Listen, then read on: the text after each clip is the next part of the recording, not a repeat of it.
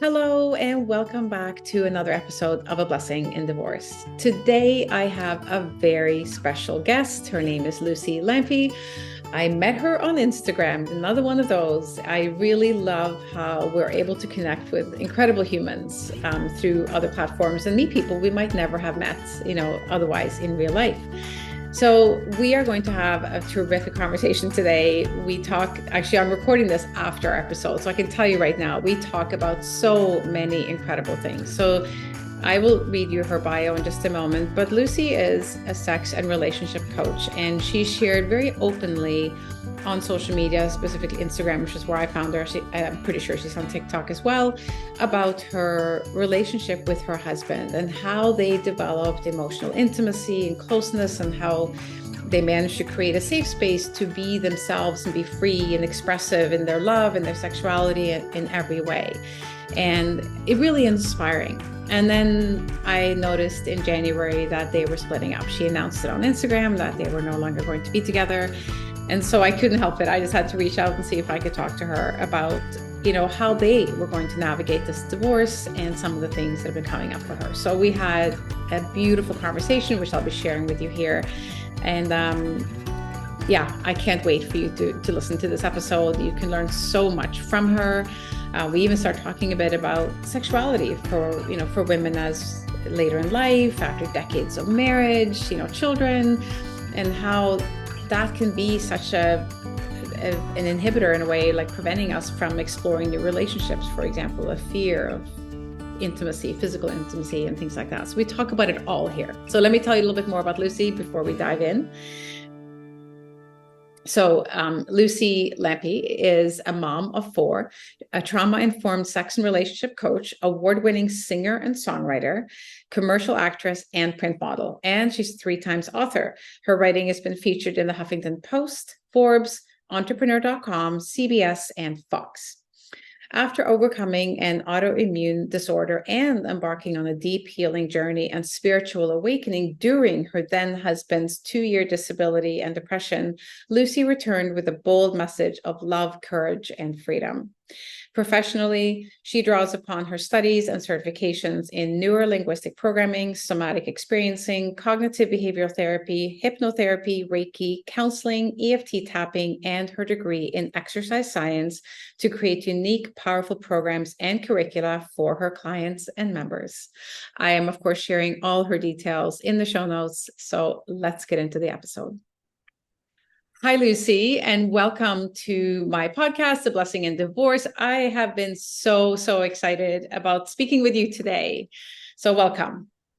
Thank you, Elizabeth. I'm really happy to be here, and specifically around this topic. I love that your podcast is all about this.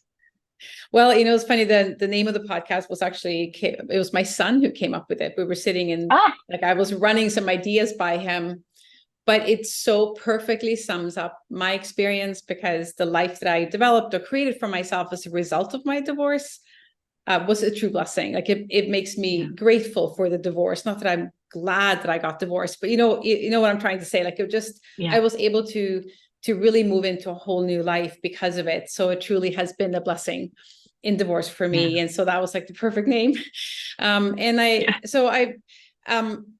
For people who are listening to this, you've obviously heard the intro of Luci before I get started here. But Luci, one of the things that really drew me to you on Instagram before you started your divorce, which is what you're going through as well now, was, of course, the intensely intimate and incredible experience, to at least to us watching, that you seem to be having with Ryan. And I believe you were having it until you weren't. And, so we were so drawn, or at least I was so drawn to that, to find that kind of depth within yourself so that you can also find it within each other, that intimacy that the two of you shared. So I guess, what happened? The very shocking beginning of the end. So I think that also what you said, to piggyback on that a little bit, that word's always funny to me, but to continue that thought, is that it is because of the depth that I cultivated within myself that I was able to experience that depth of connection and passion with him So there is this is why if you look back through the past multiple years, even before I started sharing about the relationship aspect and intimately relating to a partner, it truly does begin, and it all comes from that connection with ourselves. And deeper than that too, this connection to something deeper, something bigger. And Mm-hmm. so, that inner sacred union. And what's really interesting for me to witness in the process of sharing our uncoupling, especially the first 6 weeks, was that how much, even though I repeatedly talk about inner union, inner devotion to love, how much people still thought that this was in me because of my relationship. And so it's mind-boggling. So but what began, there was a catalyst for us that really revealed, and there was no way around it, that revealed that he is going in one direction, and that's where he strongly, urgently felt the need to go. And if I were to follow him in that direction in life, I would be betraying myself. Mm-hmm. And so for years, I've been deep in this practice of getting out of my comfort zone and creating this magical third thing, right? That's not all just me and not all just him, but something that only the us component can really create. So, how to do that and get out of my comfort zone while still honoring my heart. And so, that is a skill in and of itself, it's an art. But when it came to this particular point on that day, I saw there's no way I can follow you there because that's a whole other thing. And there are some sensitive mental health things, components to this that I'm not willing to sacrifice for some this myself, sacrifice myself, um, in hopes that something would change or some help would be sought. So it's not our responsibility. I can love unconditionally, and the relationship still has conditions. So a lot of lessons through these 17 years, for Oh, sure. I'm sure. And you brought up so many interesting or relevant points when it comes to the uncoupling, to use your word. And, you know, the being willing to let go of someone because you can't go with them there, and to not necessarily blame them for needing to go there, that them Yeah. going there is not a reflection on you. It's not a failure on your part. It's not a, Yes. I'm not good enough. I don't hear you saying anything like that. It's just, it's what he needed to do, and I can't go there with him. And I think, Yeah. it's something I hear so often. It's just, I gave myself, I gave up everything, I sacrificed myself, I did Mm, everything he wanted, and it wasn't good enough. And mm, I think yes. because I don't believe that anyone ever really asks anyone to give up everything they are and everything they care Yeah. about for them. No. I don't think anybody goes into marriage saying, okay, you better give up everything, your entire life, like your Mm, mental health, your desires, your dreams, everything. That's the only way you can be with me. They actually no. fall in love with the person who has those dreams and desires and whatever. But for some reason, Yeah. we feel we're supposed to let go. And I mean, that's a whole other topic, but I love that you were able to say to yourself, I can't go with you here. Like, I can't. I don't know how much he tried to convince you or if he just accepted because he has obviously been He on was this very journey with you. accepting. He was Yeah. oddly accepting because he knew, I think a part of him wanted as much to set me free as he wanted to Okay. set himself free. Because Yeah. he knew I was never secretive about what I wanted. I was Mm-hmm. very open-hearted, very communicative, I said two things I devoted to never withholding, and that was my truth, and I would not withhold love. Mm-hmm. Because to that would be manipulation. I'm only going to love you in this way if you behave in this way. So I really learned Yes. how to love him unconditionally. But yeah, he did accept it, and that's what made it possible for us to uncouple the way that we did, because there So wasn't this resistance of like, no, come back to me. fighting for it, why, and again, like people will ask, like, why didn't you fight harder to keep him? Why didn't he fight harder to work with, whatever. But Yeah. so in this uncoupling or conscious uncoupling, which is really the path that you have chosen, um, can you just tell us, I think a lot of people have heard of it. We've heard of it because of Gwyneth Paltrow or whatever. She wrote a book about it once upon a Is time. that who started it? I don't even. I don't even know if that's where it started. That's where I first heard it. Oh, But I'm not, you know, again, I think her journey, as I understood it, it certainly doesn't sound like yours. So I would love to, and I think things like that are defined by us individually as well, what yes, it is to us. exactly. Everybody's going to do things differently. So would you Yeah. share with us a little bit what that means to you and to Ryan and how it's working? Yeah. So it's really the simplest way I can communicate or share it is that it is bringing consciousness to the process of untethering from each other, Mm-hmm. because there is everything that has been combined or together or its own entity is it's a whole marriage, 17 years, a life built together, children, shared dreams, visions, and the slow crumbling of all of that, the dissolution of that. So there are a lot of conversations of and Ryan and I were very, very open with each other about resentments when we felt unseen, unheard. So it's not like we had 17 years worth of backlog of resentment to bring to the surface. But even as open and communicative as we had been, there were things that we were like, oh, I didn't realize that I felt some type of way about this. So bringing this to the table, bringing this to the conversation, and just celebrating different eras of our relationship, celebrating who we've become, and also just the honest rage part of it. The rage for me really wasn't directed at him because it this I saw the truth in what he needed, and it was true for him. That's him being in his integrity, following where he felt like his soul was calling him to go, as much as it hurt. But I wanted to blame him still. There were parts of me that were like, well, fuck you. You could have made a different choice. Like, why didn't you try harder? But look Yeah. at, like, no matter what I've become, it's still not enough for you. It will never be this. It will never be what you want. So you really have to acknowledge those feelings to go through this process consciously, because there is no skipping over feelings. There is no trying to be nice when you just feel like a raging fire. And sometimes we were able to hold space for each other to just blah, just, get into Mm-hmm. that space. But for the most part, we did that on our own. And I would see Mm-hmm. him going into his own inner space and wailing, and I would be in my space and just going through my whole process. Mm-hmm. Um, so it was a lot of creating space for feelings, conversations when they needed to happen, just kind of doing things for the last time, like holding hands for the last time, knowing this is it, having sex for the last time and knowing this is it. There's a lot of closure in these big, symbolic releases along the way. And then finally, there's, of course, like when he actually left the house, Yes, there that are was certain recent. things that, yeah, there are certain things that don't really hit until They happen. they're physically absent. Mm-hmm. Yeah.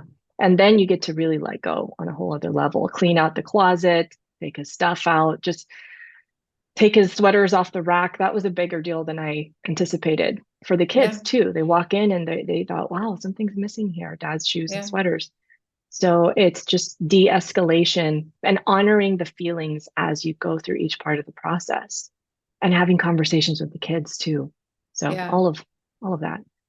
It's, and you bring up so many experiences that, of course, all of us go through as we go through divorce. And I actually remember when I finally cleaned out the closet, it took a while and we were not nearly as friendly, if you will, or doing it Yeah. in the way that you were. It was very hostile. So it took me such a long time to almost have the courage to go in and just take all his stuff and put it in a bag and take it to him. Yeah. But I have to say, as much as, the journey of doing that was sobbing in the closet as I was doing it, coming home afterwards, there was a sense of relief and an absence of an energy, because the energy between us was not good. It was not loving anymore. It was very unfriendly. There was such Mm. like, Yeah. And exhale.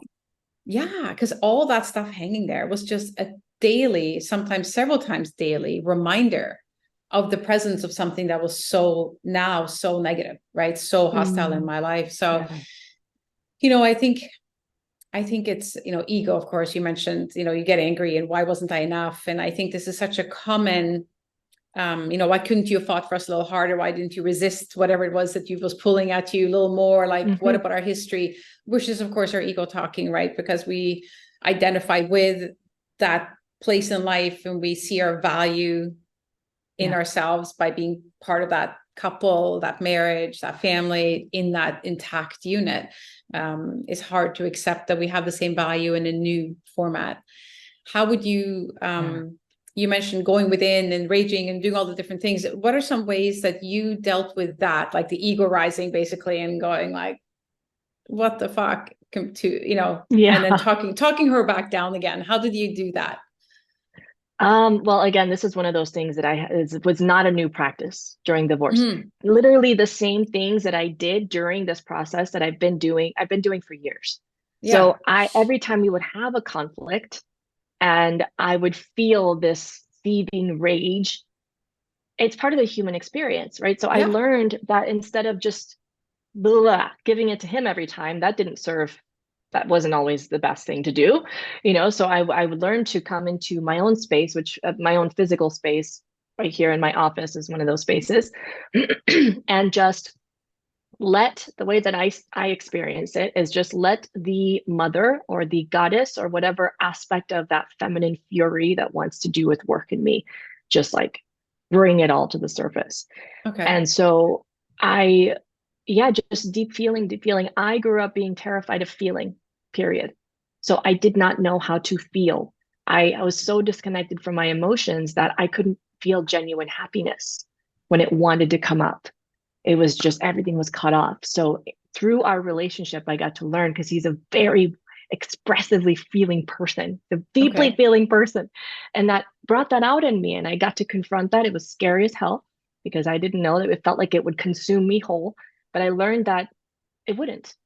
What and I began to trust myself. Yes, I began to trust myself to be able to hold that and to be held in it by something bigger, and trust that the wave is always going to pass. I'm not going to drown in it. And then usually after the storm has passed, there's a deeper wisdom that I can connect with. So once the ego part has gotten her little Tasmanian devil spin and gone on her rant, then there's the energetic channels are more clear, and I can just choose to tune in deeper into. There are a lot of different ways that I've found to do this, but in a nutshell, tuning into where my body is speaking to me and where I'm connecting with that deeper source, love, and what is that telling me? And the truth that would come from that, I would bring to him. And it's not always pretty.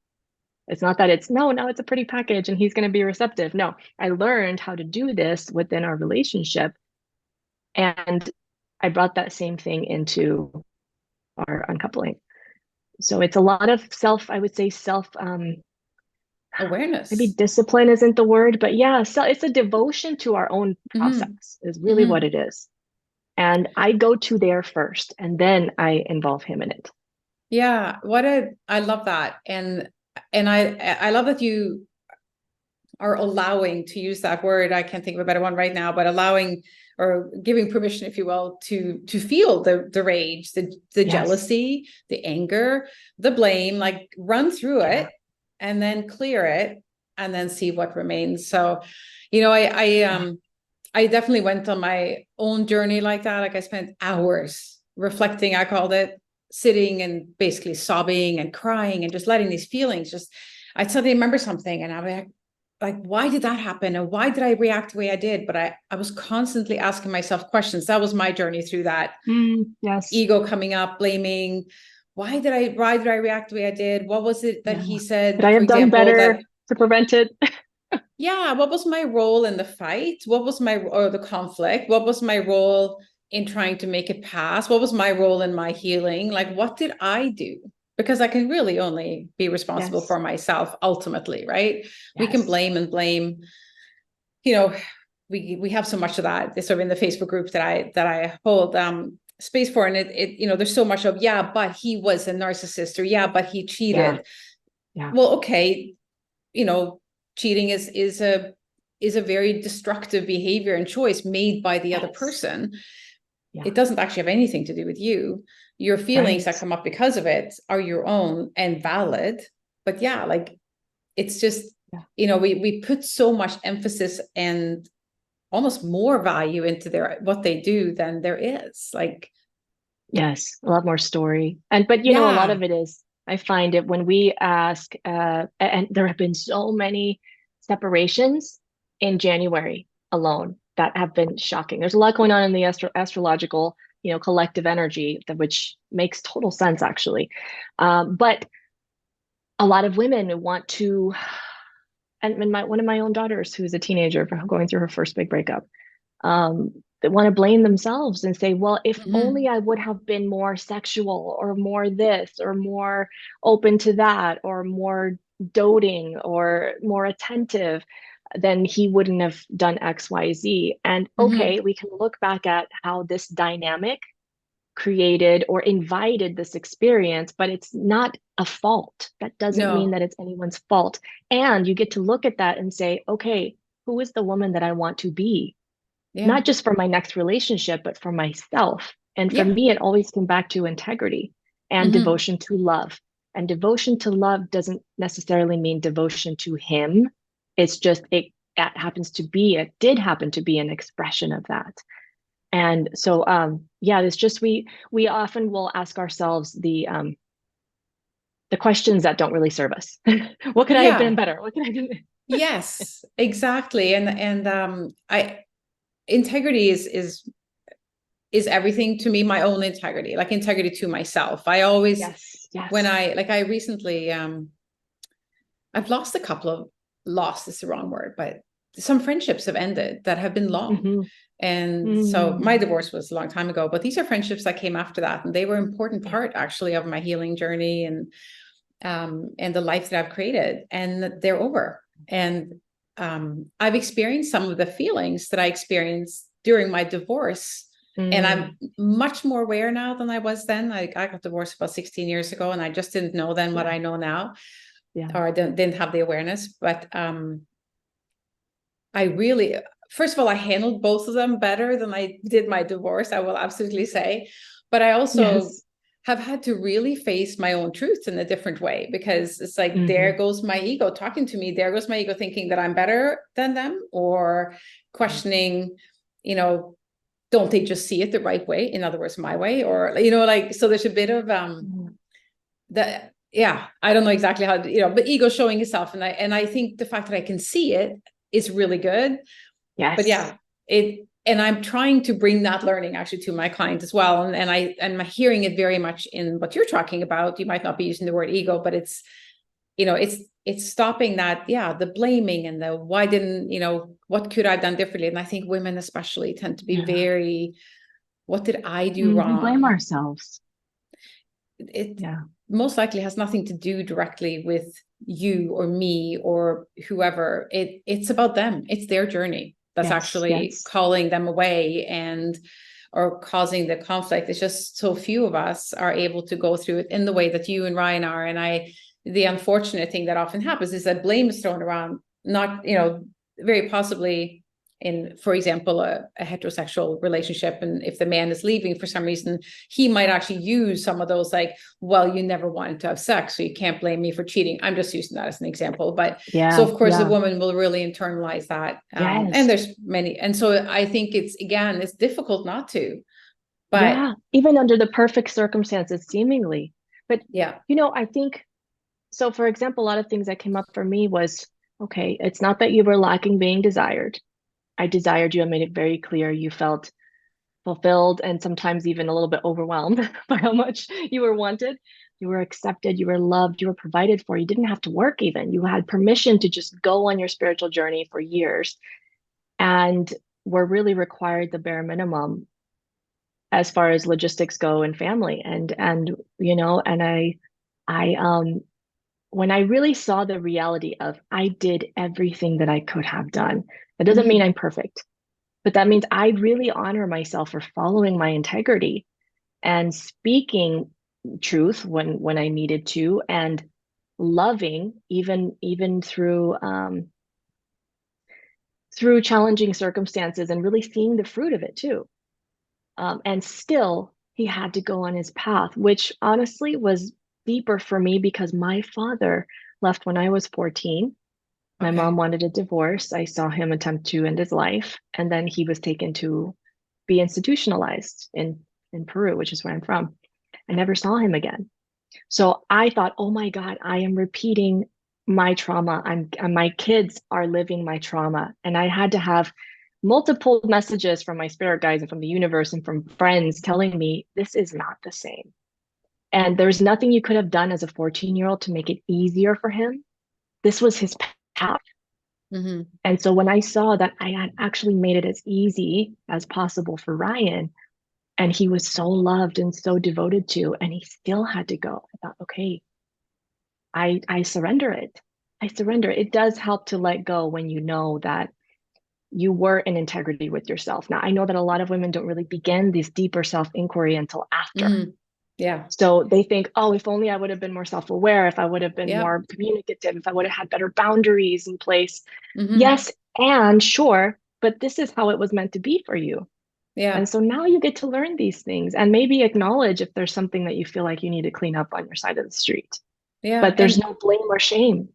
no, and maybe the purpose this partner had in someone's life was to help that person learn those things and to become more Yes, aware. Maybe exactly. they I sometimes I'll say to people because things were so hostile and difficult, but like when things went down and he, whatever, it was not good. Yeah. And Yes. so it's I believe his purpose in my life was to help me create these four gorgeous boys that we have. Like without him, I wouldn't have Yes. them. And I know Yes. that I'm supposed to be their mother. So, you know, that was our purpose to be together, was to create these four children. When that was done, the problems began and we eventually split. We were just no longer meant to be together. And Yeah. I'm okay with that. And I say that Yeah. to the boys, like we had many fun times and we did really love each other when we were together. And we loved making the babies and raising, like it was, everybody was wanted and that life was wanted.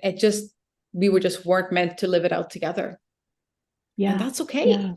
And that Like is I okay. I think, think that's a part that's most terrifying to the ego is, yeah, oh, there's this good thing and I want it to last forever. And I'm gonna do everything I maybe can it's to hold not on to meant it. to.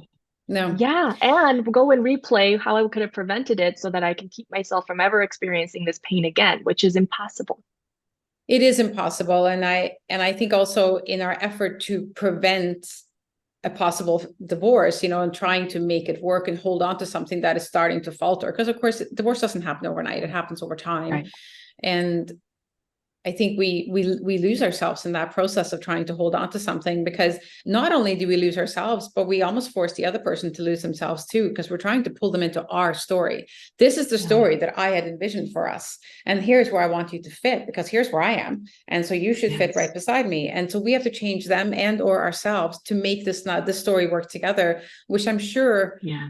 you were faced with Ryan is, either Hmm. I have to change or he has to be, either one of us has to give up something. And in the process of Yeah. asking someone to give up something, you're giving up your integrity, Yeah. you're giving up your truth, right? Because Yeah. And it you just don't does want to not be that work. person. No, It doesn't work. It might get the relationship to continue, but then at what cost? It's not worth it. exactly. No, these are such good points. And um, you mentioned, you had gone on this journey with him and allowed created this a very safe space for him to explore himself, his spirituality. Did you ever, again, ego question, did you ever feel like I supported you and helped you create all this for yourself, and now that you figured it all out, your only way out is like away from me? Did you Yeah, ever kind yeah. of No, think I I shouldn't did. have I taught him did that feel that. much? Yeah. Yeah, I didn't think I shouldn't have done it, but I did think like, well, fuck you, man. Like I literally gave you everything and you Yeah. just this is what you want. But I could see the perfection in it though, because I've been given this higher vision too of what I am here to do. Mm-hmm. And I, in full faith, was completely invested in this marriage, not hoping, but just trusting that wherever the path led, it would be perfect for both of us. Yeah. And and part of me hoping that, yeah, he would be more of a part of this vision, more, on a bigger scale in the way that I have had it in my heart. And I think that also he felt a little bit more of that he knew that I wanted that. He knew that I did. And so again, he wanted to, I feel like on a deeper level, free me as much as he wanted to on the outside himself be more free. But yeah, it did feel unfair. I will say the one that I was the most furious with was was the universe, was God, however we want to define this. It's like, why would you blind me to this until it did feel like it happened overnight. Mm-hmm. If we were about to have sex and this thing came up. That's how we were,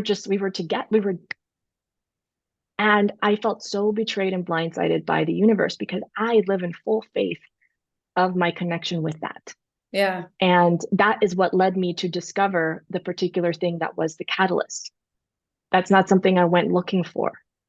And it revealed a whole alternate reality that was real to him and not real to any of the rest of us.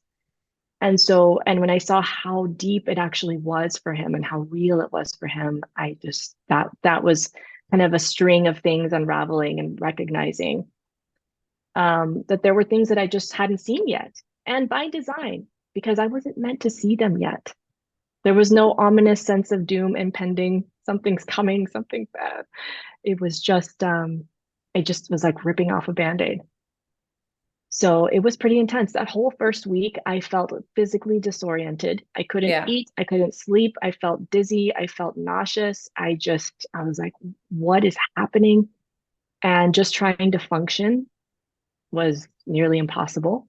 Yeah. No, that's And, you similar know, to everyone, I would yeah, think. yeah. So, and that's grief. Yeah. So that Oh, it's was so part of many the things. process. It's just there's been such a shock to the system, all of it, Yeah. our Your whole belief reality is system, crumbling.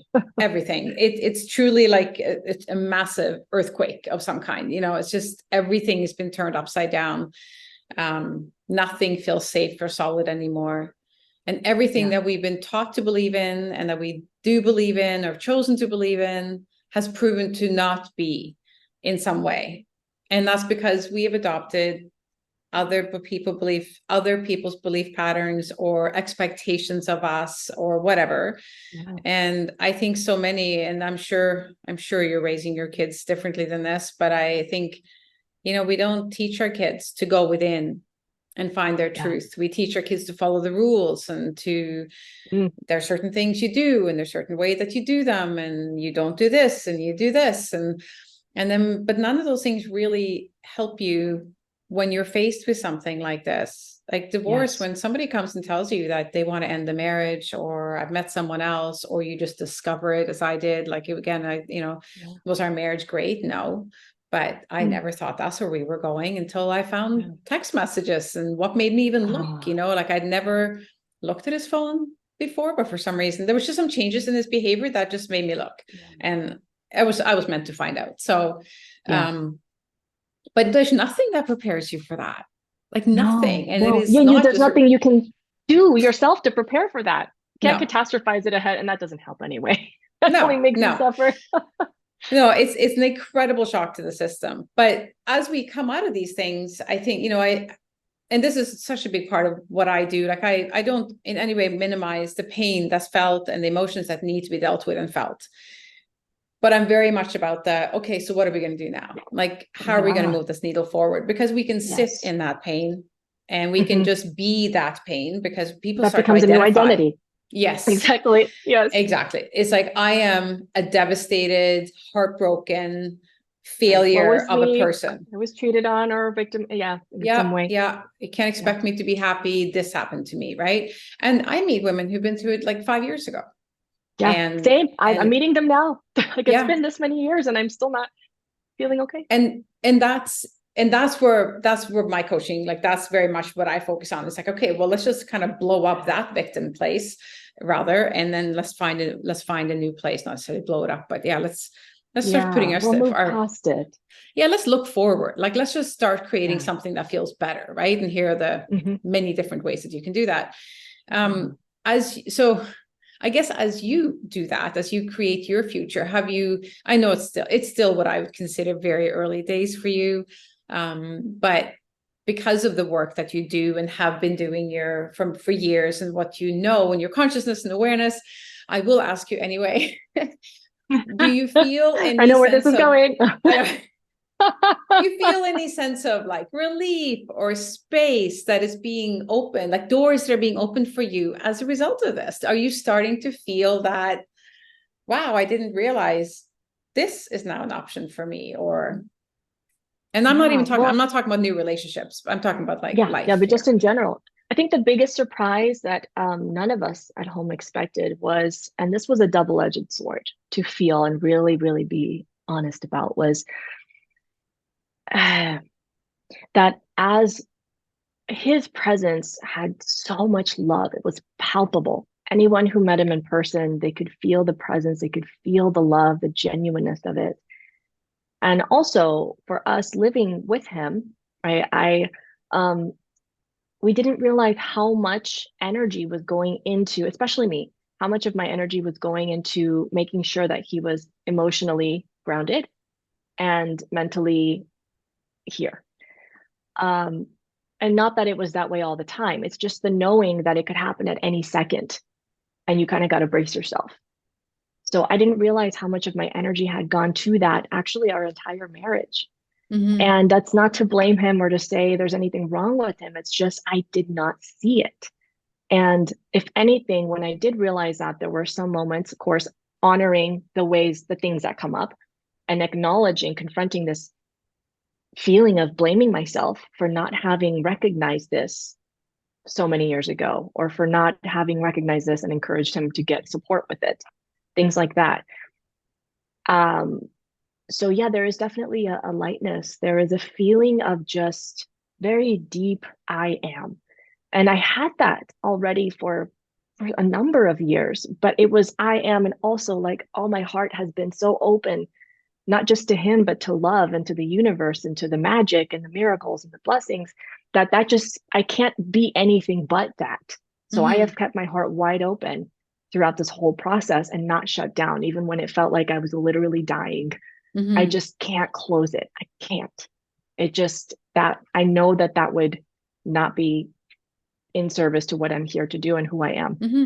And so, yeah, I have noticed some different opportunities and things come in that even just an energy of freshness, a lightness, and people coming into my energetic field and people that I'm meeting and getting to spend time with, and friendships going even deeper. And I'm already very close with my close friends. Yeah. So really seeing how much community I have around me, that has You, been really, really beautiful. and that is really one of the great things that come out of crisis. I find any kind of crisis, you do really learn who is there for you and who isn't, who's in willing to get in there with you and who isn't, right? Yeah, So, and again, not a criticism of those who aren't. It's just you just discover who's not there and who won't be there for yeah, you, and that's okay. It's good to know those things. I guess so. In this, this bit of lightness, I know not just from your posts. We all feel like we know your life, right? Because we follow you on your Instagram, but that's the reality of it. So if I remember correctly, Ryan has moved out now, right? He's gone. And yes. you mentioned the sweaters being gone. Did that physical space feel like more open, more light, more Oh, yes, yes. because So of when the I say things it that you feels just lighter, explained? it's that. Yeah. Yeah, it's not even Mm-hmm. the items. I actually, the first maybe week that he was gone, I kept his pillow and his blanket on the bed because I just felt like I'm not ready to put that away yet. Mm-hmm. And um, but just having him physically not in the day-to-day space, that's where I felt Mm-hmm. the lightness. That's where we Yeah. all felt it. And our kids are noticing, like, wow, I just feel like I can breathe lighter. And that was a hard reality to acknowledge, because does that mean that it was too heavy when he was around? Was it, so we got to have those conversations. Yeah. And then clearing out the stuff in the room, rearranging things, cleaning out the garage, which is actually something he'd been wanting to do for over a year. And I finally just did. I just felt like I couldn't help but do it. I had a Yeah. wave of energy and I thought, this is what I'm doing. And so things like that, they help really freshen up and feel lighter. Yeah. It's amazing how things can hold people's energy, if you will, right? It's just Yes. and how we need to clear that space. I remember my kids coming to me. It wasn't right away either. Like it took probably, some months before they noticed. My two oldest, when we separated, were 15 and 17, and my twins were 11.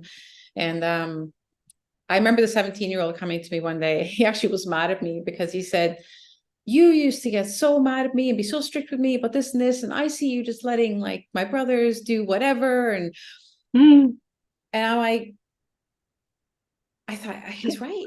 Like, because I was under so much more pressure and again, kind of like you, balancing this slightly volatile kind of Trying to personality in keep the the house. equilibrium. Yeah, just keeping everything Keep calm. the intensity more. Yeah.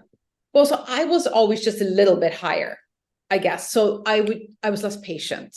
I was less tolerant of someone stepping outside of the rules, right? Like, I don't know, whatever it was. And I remember so I just remember saying to him, I'm like, I'm sorry. I said, I think I just was under a lot more pressure than I realized. And that's all, it's all I can say. He wasn't wrong. I couldn't tell him he was wrong because he wasn't. And I remember my second one, and this took about a year for him to say it. He goes, Mom, you laugh so much. Why don't you remember you laughing so much when you were with Dad? I'm like, I didn't even know what to say, because I'm trying not to say anything negative about their dad, right? Right. Maybe he wasn't all that like, funny. well, they noticed. But there's no question that I changed. And that was actually, I remember the day he moved out. I remember driving home that day. Like, I remember stretching my neck and seeing down the road that his car was gone. So I knew he'd left now and he was gone. And I felt so much joy and lightness. I remember going to my therapist like a couple of days later, like my weekly visit, and saying to him, because he goes, how are you doing? I'm so fucking happy. And I said, I'm the only one though. I said, everybody else is crying. He's crying. The kids are crying. I'm like, I have to hide it. I have to hide it. Like bouncing. The lightness I felt it was like when they talk about that, I just lost 150 pounds. It was just like I was floating, but it kind of came down again. Like my feet touched the ground again. Yeah. It's not, but anyway, it was interesting. It's what it was. It's an interesting experience. I'm gonna pull us a little bit in a different direction, because one of the things that drew me, unless there's something more you want to add to this part. Oh, no, this is fine. Yeah. One of the things I think, I don't even remember how I came across, somebody probably shared one of your posts and I found it interesting, and I went onto your profile and started following you. But there's no question that you used to share a lot of very sexy photos and imagery, and also writing about your life with Ryan. And I'm remarried, and I can't say that we have that. And so there's a part of me that would follow it, and it's like, how will you cultivate that? And so anyway, so then here we are, fast forward, and now you're getting divorced. And because I'm sure I'm not the only one who followed you because of those things. Have you received, I have several questions on this topic, but this is one of them. Have you received any kind of backlash or like? Oh, yeah. People's abandonment wounds were severely triggered. And not only that, but thinking, oh my God, if they did this and they were both doing this deep work, then what chance do I have? Exactly. So I really want people to not let that be the takeaway, but to see two people who are just deeply honoring themselves, even at the cost of a whole marriage. And then there were some people who said, well, you clearly still love each other, so why don't you just stay together? And I didn't feel the need to spend a lot of energy explaining things to people, but just simply saying, this is what we both know is best for us and for our family. And just leaving it at that. But yeah, there was a lot. And I remember even thinking, oh my God, should I delete everything that I've ever posted of us? But and we talked about it. And I said, how do you feel about it? Because I will be, at some point, I do envision myself being with someone again and being married and having this deeply devoted monogamous relationship that's also kinky and also erotically expressive, but we're here with each other one day. And we decided, this feels like it's part of the history. It's part of my story and all of the different learnings that I've had throughout our marriage. So I think, okay, we're gonna let that stay there. And all of the passion, all of the love, all of the connection that was just palpable between us. What's interesting is that once my heart was no longer in it, once I knew that this is not this is not my husband anymore. Um, the romantic feelings just came back into me. And Isn't it there interesting how that was, happens? yeah. It was like, I he's my believe brother that's now. experienced more by women than men. Would you agree with that? Well, I think so. And I know that on the different uh the different spectrum of sexuality, not as in if you're attracted to men or women, but as in I would consider myself more of a demisexual, which I have to have that, my heart has to be fully in it for me to be sexually attracted to and sexually Mm-hmm. aroused by someone. Mm-hmm. So it wasn't until I really fell in love with his soul way back in the day that that came online. It wasn't like, Yeah. oh, there's this hot guy, and So I recognize that about myself, and once that wasn't there, then that did make it easier for me to move through the letting go process, because once I knew that was going to be our last time having sex, and it went into it with that knowing, and it felt like a very big closure to our bodies. It felt like an important closure, a goodbye. And then that desire dwindled. And there wasn't this, even though he was still in the house for a few more weeks, there wasn't this pull of like, oh, I can't keep my hands off of him. This is my brother and I love him so much. Mm-hmm. Mm-hmm. And he will Yeah. forever be my brother. He's the father of your So, children, right? and yes, and this. Yeah. It's I try to tell my clients this often, like it's still loving your ex does not mean you need to be with them. It doesn't mean that they're right for you. And it doesn't Yeah. make you weak. It's just like it's okay to want to be away from them and to love them. Like you don't have to stop loving them and you don't have to hate them for divorce to be Yeah. right. Um, Yes. but Yes. I think I love how you've explained that. And it's I think, I had a similar, again, I didn't have the awareness and the consciousness that you have at that point in my life, but I remember my ex-husband had an affair, had been going on for a year. So, I mean, that was the end of Oh, us.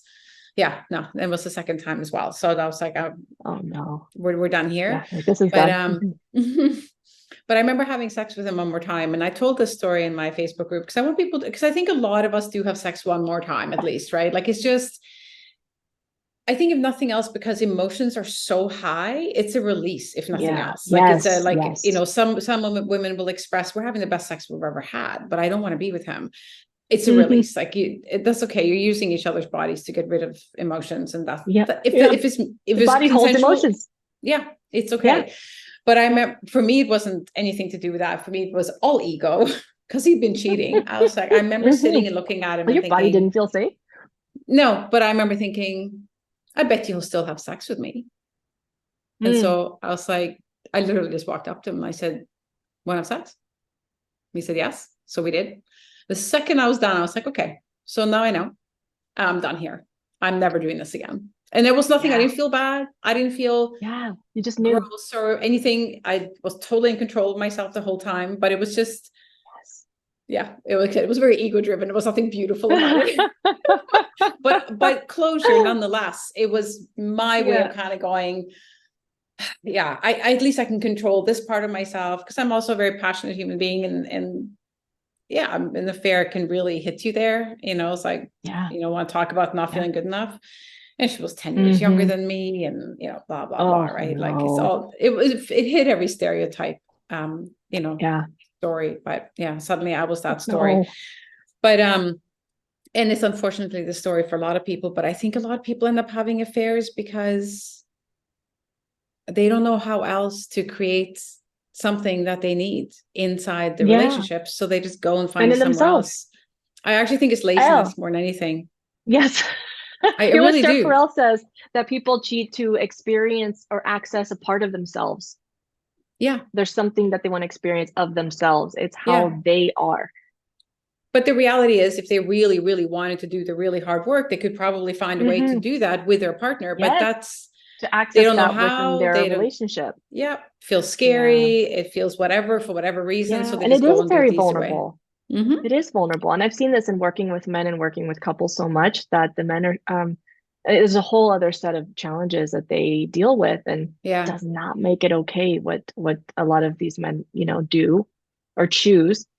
And yet it's just, yeah, that's why I acknowledge I acknowledge these men big time when they do come for help, when they do, open for support, Yeah. because that's a big step. But Yeah. anyways, it could be a whole other conversation. Yeah, that is a whole other conversation.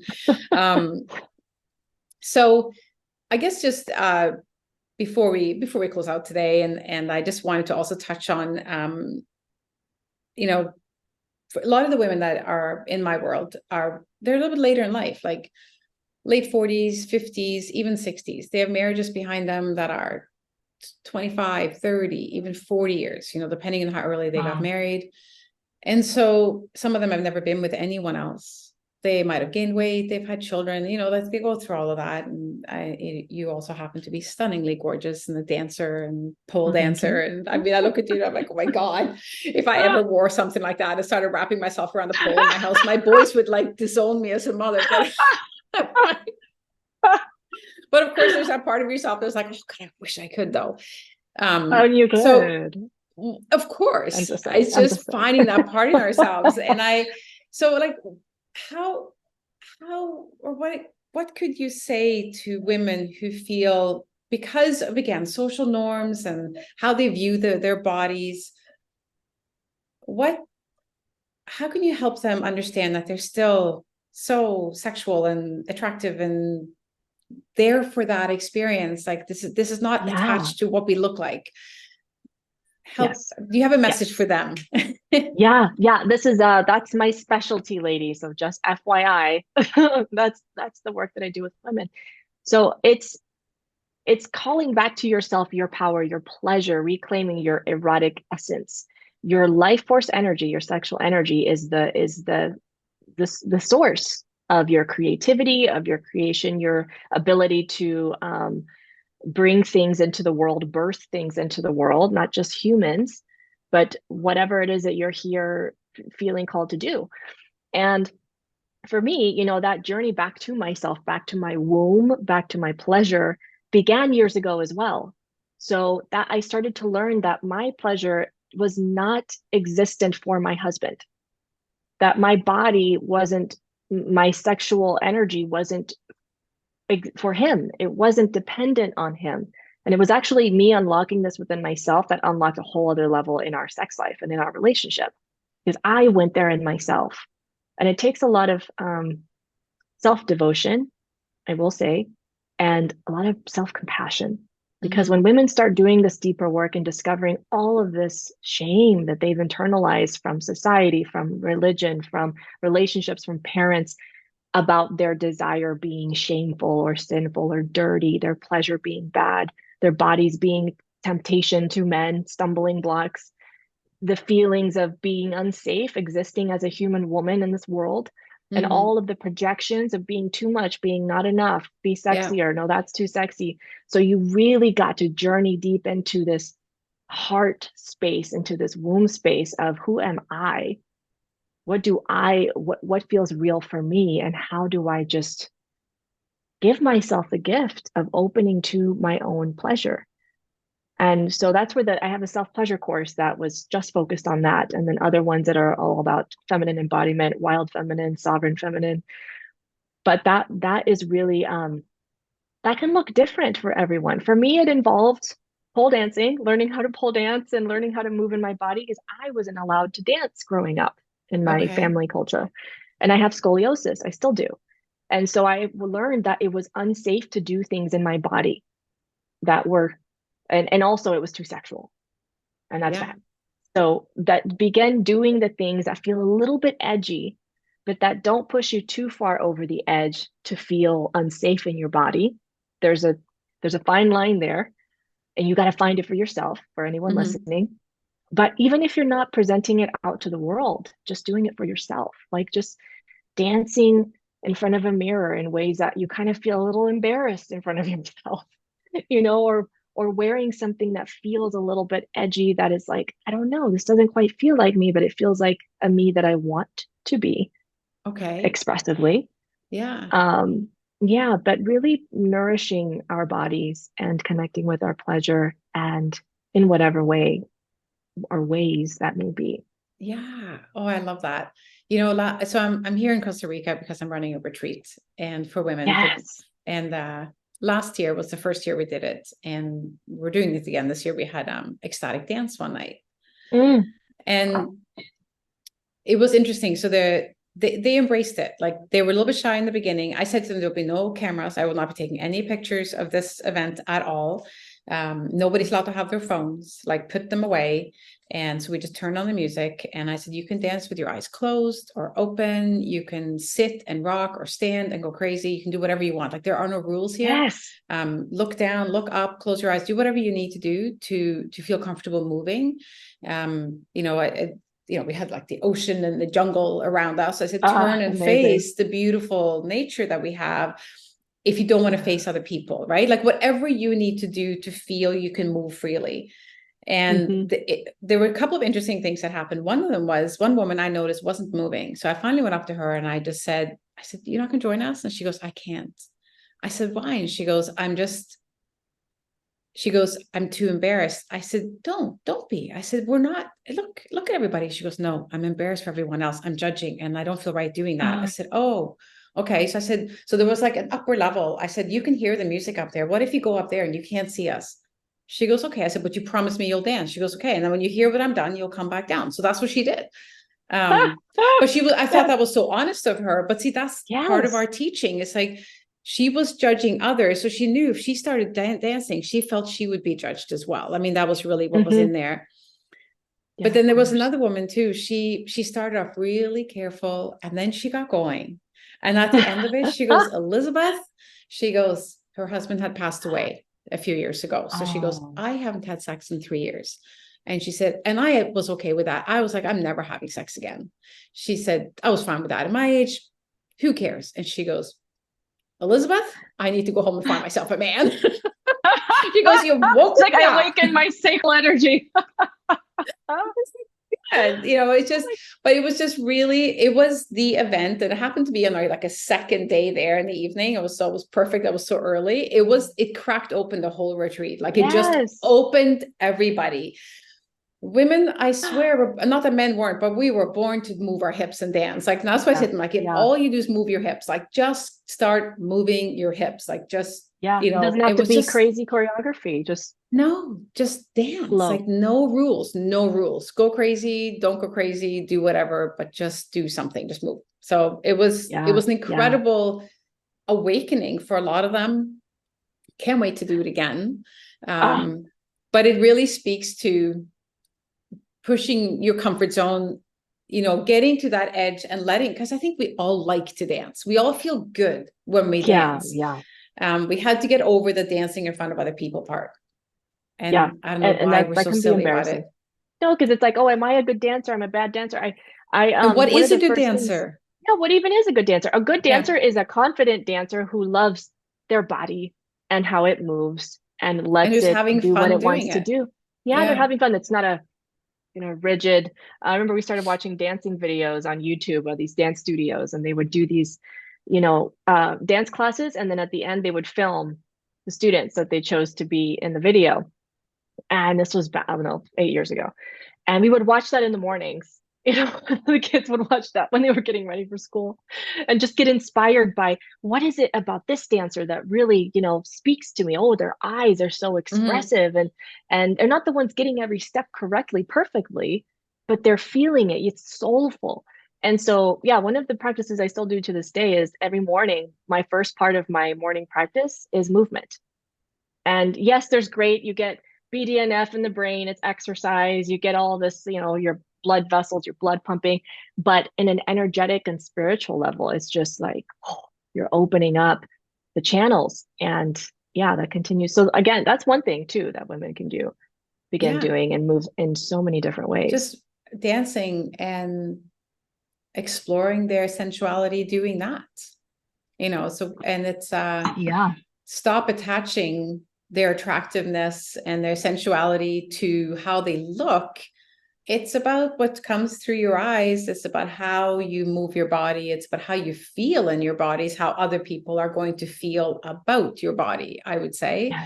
And it's allowing ourselves to believe that even though we're not perfect and we have stretch marks and we've gained weight or whatever, we're still sexual beings, and that is still available Yeah. to us if we want it. And I Yes. think that's as women go through divorce, and the older they are when they do, and depending on how they look, it is such a difficult place for them to start. And just the thought, then Yeah. they say that, I never want to meet another man, but I know behind a lot of that is he's going to want to have sex, and there's no way I can do that.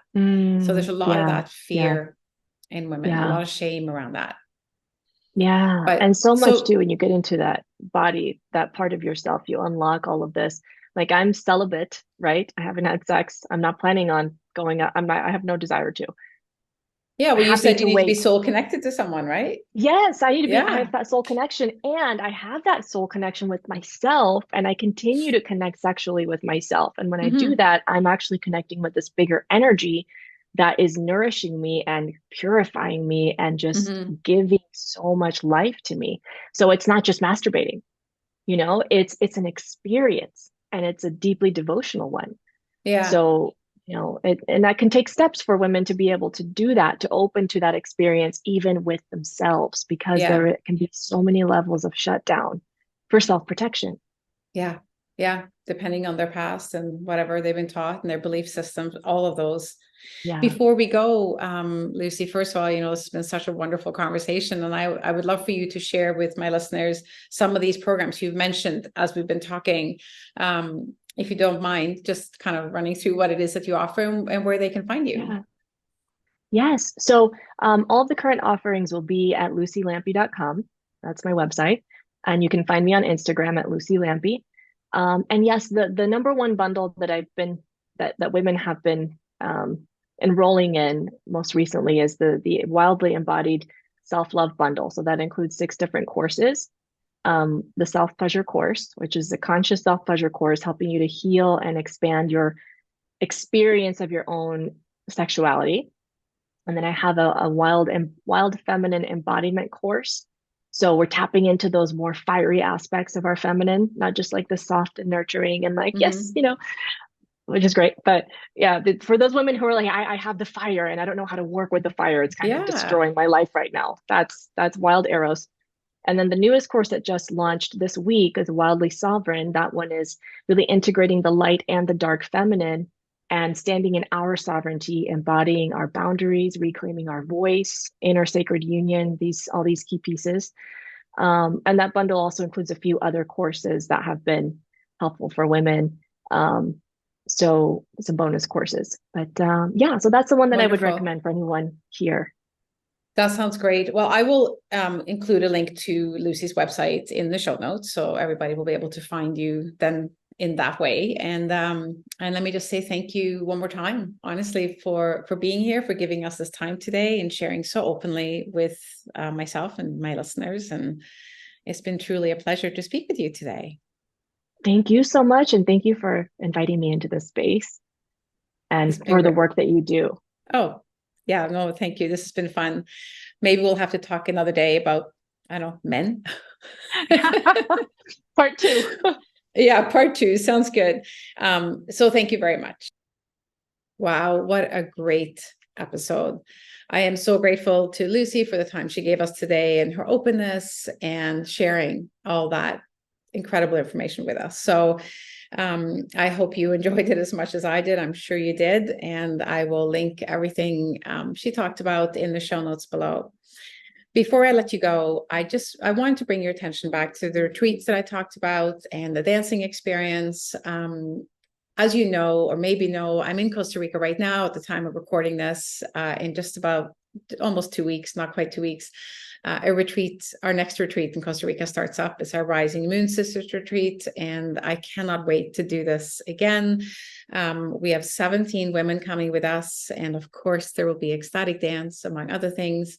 When you're listening to this, most likely this is a week. I'm not exactly sure when I'm posting this video, but probably, or this podcast episode, probably right after. So I will be sharing a bigger retreat debrief very soon, because I love to be able to share, at least, even though you couldn't be there, some of the learning that we got from there. But I want to take this opportunity to invite you to open your mind to an experience like that. Going to a retreat for a week is an opportunity to do so much of the work that Luci and I talked about today, to really allow yourself to open, to be in a safe place, guided by myself and my retreat partner in various practices that allow for connecting with these parts of our bodies, not just sexually, not just in one way, but in every way, like getting in touch with that inner wisdom that you heard Luci talk about, getting in touch with our integrity, our inner truth, the part of us that makes us who we are, the part of us that we probably lost, while we were especially in the downward spiral of the end of our marriage. Or for those of you who listen to this and who are not going through divorce, there's so many things in life, so many events that cause us to shut off in some way, to people, to experiences, to life, to opportunities, because of fear, expectations, limitations, lack of faith in ourselves, so much. I want to invite you to come with us on one of these retreats where the opportunity to get in touch with ourselves is so profound, because you're in a safe environment, you're being held by other women, and there is no more creative or deep, loving space to be in than a group of women. We'll also be, of course, engaging in all the practices that allow us to connect with that part of ourselves. So really what we're connecting with is our inner truth, right? Our integrity and our pleasure. And pleasure is not just about sex. It's about enjoying life. It's about knowing what do you enjoy about life? What are the experiences you'd like to have in life going forward? Whether you are 20, 40, 50, 60, 70 years old, it doesn't really matter. You have lots of life left to live. What do you want it to look like? What do you want it to feel like? What kind of experiences do you want to have? What kind of relationships do you want to have with your children that are maybe now adults, your grandchildren, your partner in life, your friends, whoever, yourself? These are the things we get in touch with. These things become clear when you go on a retreat, when you go away from your everyday, when you retreat and allow yourself the time to breathe, to exhale, to think, to be, to feel, all of those things. I would like you to join us for one of these experiences. Our next one is in Italy. Yes, beautiful Italy in June, the last week of June, 22nd to 29th.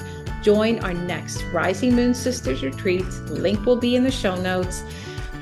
And have an experience. Have this experience. What we talked about today, have it with us. Retreats are not just about a vacation. They are an experience. It's the only way to describe it. And I can't describe it any better than that unless you've been to one. Then you know. People who go to retreats do it again and again. And there's a reason for that. I would like you to be there. I would like you to have that experience. So that's our next retreat. Then, of course, we're going back to Costa Rica in 2025. So check out our retreat page and see if you can find something that is perfect for you. I'll see you in Italy. Okay, until next time, have a beautiful day.